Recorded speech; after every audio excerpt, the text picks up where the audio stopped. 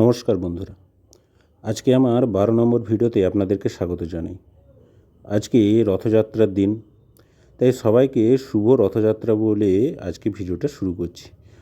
আশা রাখছি আজকে সবাই আপনারাই ভালোই আছেন আর রথ দেখতে নিশ্চয়ই বেরিয়েছেন। কিন্তু আমি আজকে ঠিক বেরোতে পারিনি, সকাল থেকেই মেঘলা হয়ে ভালোই বৃষ্টি হচ্ছিল।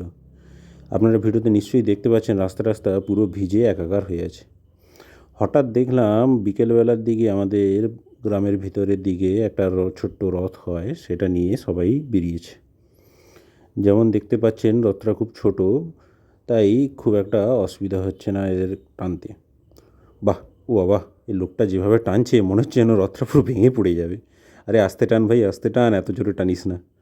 হ্যাঁ, যাই হোক, এই রথটাই বেরিয়েছে দেখলাম আজকে বিকেলে। রথটা ছোট হলেও দেখতে খুব সুন্দর লাগছে।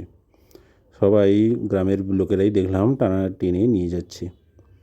এটা ছোট্টর উপরে খুব ভালো রথ। যাই হোক, এই ছিল। তারপরে সন্ধ্যাবেলা বিকেলের দিকে যখন একটু বেরোই বাজারে, দেখলাম ওই রথটা এখনও ঘুরছে।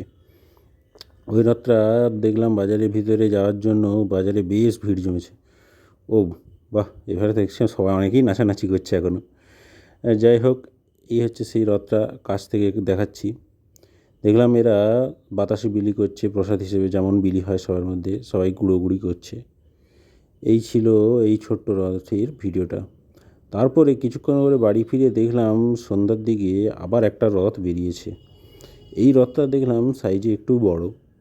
এটা মনে হয় অন্য কোনো রথ একটা হবে, অন্য কারো নিয়ে বেরিয়েছে। সবাই দেখছি নাচানাচি করছে, এনজয় করছে। আপনারাও আশা রাখছি আজকের দিনটা খুব এনজয় করছেন, নাচানাচি করছেন।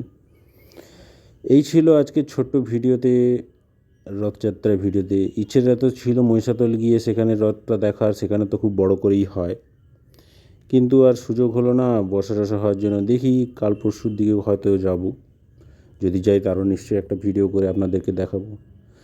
আশা রাখছি ছোটো ভিডিওটা আপনাদের ভালো লেগেছে। ভালো লাগলে লাইক, শেয়ার, কমেন্ট করতে ভুলবেন না। আচ্ছা, ঠিক আছে, এখানেই আজকে রাখলাম। গুড নাইট, টাটা, সবাই ভালো থাকবেন আর শুভ রথযাত্রা।